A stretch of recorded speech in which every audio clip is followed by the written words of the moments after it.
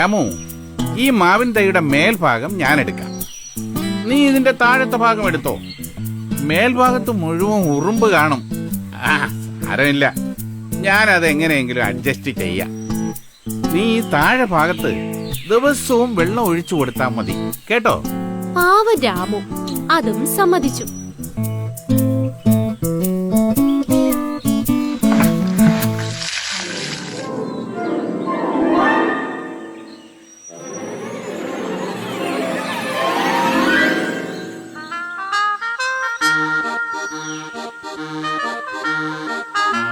ഓ, മാങ്ങ എല്ലാം പഴുത്തു.